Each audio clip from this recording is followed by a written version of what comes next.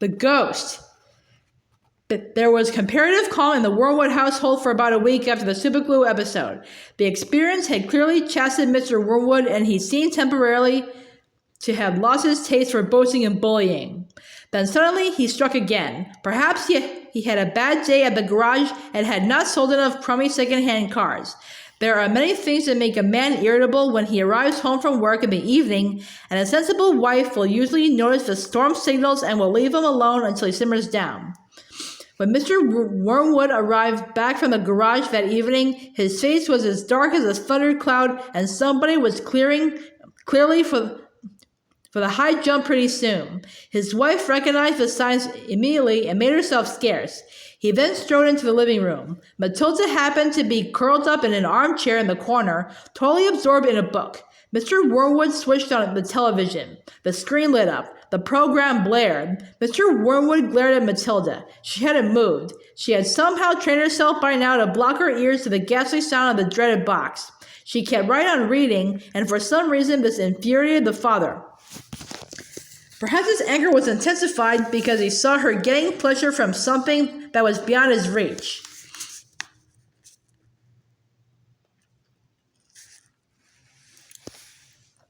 "Don't you ever stop reading?" he snapped at her. "Oh, hello, Daddy," she said pleasantly. "Did you have a good day?" "What is this trash?" he said, snatching the book from her hands. "It isn't trash, Daddy. It's lovely. It's called The Red Pony. It's by John Steinbeck, an American writer. Why don't you try it? You'll love it." "Filth," Mr. Wormwood said. "If it's by an American, it's certain to be filth. That's all they write about." "No, Daddy, it's beautiful. Honestly, it is. It's about—" "I don't want to know what it's about," Mr. Wormwood barked. "I'm fed up with your reading anyway. Go and find yourself something useful to do." With frightening suddenness, he now began ripping the pages out of the book in handfuls and throwing them in the waste paper basket. Matilda froze in horror. The father kept going. There seemed little doubt that the man felt some kind of jealousy. "How dare she," he seemed to be saying with each rip of a page. "How dare she enjoy reading books when he couldn't? How dare she?" "That's a library book," Matilda cried. "It doesn't belong to me. I have to return it to Mrs. Phelps." "But you'll have to buy another one, won't you?" the father said, still tearing out pages. "You'll have to save your pocket money until there's enough in the kitty to buy a new one for your precious Mrs. Phelps, won't you?" With that, he dropped the now empty covers of the book into the basket and marched out of the room, leaving the telly blaring. Most children in Matilda's place would have burst into floods of tears. She didn't do this. She sat there very still and white and thoughtful. She seemed to know that neither crying nor sulking ever got anyone anywhere. The only sensible thing to do when you are attacked is, as Napoleon once said, to counterattack. Matilda's wonderfully subtle mind was already at work devising yet another suitable punishment for the poisonous parent. The plan that was now beginning to hatch in her mind depended, however, upon whether or not Fred's parrot was really as good a talker as Fred made out.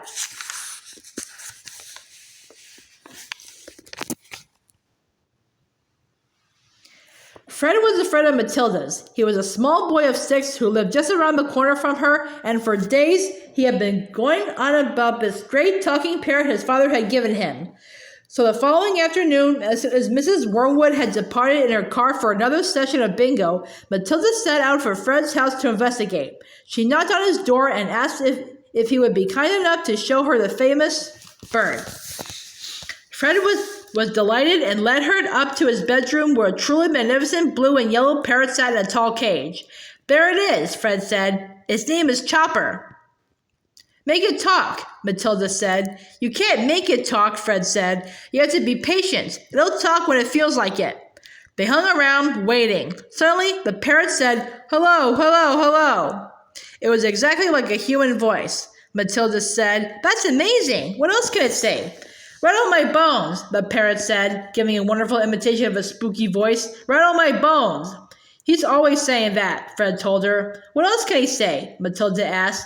"That's about it," Fred said. "But it is pretty marvelous, don't you think?" "It's fabulous," Matilda said. "Will you lend him to me just for one night?" "No," Fred said. "Certainly not." "I'll give you all my next week's pocket money," Matilda said. That was different. Fred thought about it for a few seconds. All right, Ben, he said. If you promise to return them tomorrow. Matilda staggered back to her own empty house, carrying the tall cage in both hands. There was a large fireplace in the dining room, and she now set about wedging the cage up the chimney and out of sight. This wasn't so easy, but she managed it in the end.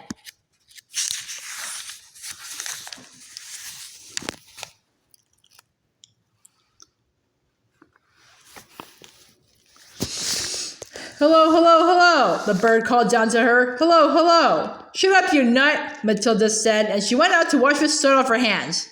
That evening, while the mother, the father, the brother, and Matilda were having supper as usual in the living room in front of the television, a voice came loud and clear from the dining room across the hall. Hello, hello, hello, it said. Harry, cried the mother, turning white. There's someone in the house. I heard a voice. So did I, the brother said. Matilda jumped up and switched off the telly. Shh, she said. Listen. They all stopped eating and sat there very tense, listening. Hello, hello, hello, came the voice again. There it is, cried the brother. It's burglars, hissed the mother. They're in the dining room. I think they are, the father said, sitting tight. Then go and catch them, Harry, hissed the mother. Go out and collar them red-handed. The father didn't move. He seemed in no hurry to dash off and be a hero. His face had turned gray. Get on with it, hissed the mother. They're probably after the silver. The husband wiped his lips nervously with his napkin. Why don't we all go and look together, he said. Come on, then, the brother said. Come on, Mum. They're definitely in the dining room, Matilda whispered. I'm sure they are. The mother grabbed a poker from the fireplace. The father took a golf club that was standing in the corner. The brother seized a table lamp, ripping the plug out of its socket. Matilda took the knife she had been eating with, and all four of them crept toward the dining room door, the father keeping well behind the doors. Hello, hello, hello, came the voice again.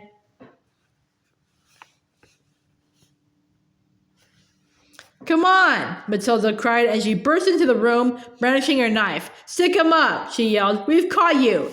The others followed her, waving their weapons. Then they stopped. They stared around the room. There was no one there. There's no one here, the father said, greatly relieved. I heard him, Harry, the mother shrieked, still quaking. I distinctly heard his voice. So did you. I'm certain I heard him, Matilda cried. He's in here somewhere. She began searching behind the sofa and behind the curtains. Then came the voiceover once again, soft and spooky this time. Rattle my bones, it said. Rattle my bones. They all jumped, including Matilda, who was a pretty good actress. They stared round the room. There was still no one there. It's a ghost, Matilda said. Heaven help us, cried the mother, clutching her husband around the neck. I know it's a ghost, Matilda said. I've heard it here before. This room is haunted. I thought you knew that. Save us, the mother screamed, almost throttling her husband. I'm getting out of here, the father said, graver than ever now. They all fled, slamming the door behind them. The next afternoon, Matilda managed to get a rather sooty and grumpy parrot down from the chimney and out of the house without being seen. She carried it through the back door and ran with it all the way to Fred's house. Did it behave itself? Fred asked her. We had a lovely time with it, Matilda said. My parents adored it.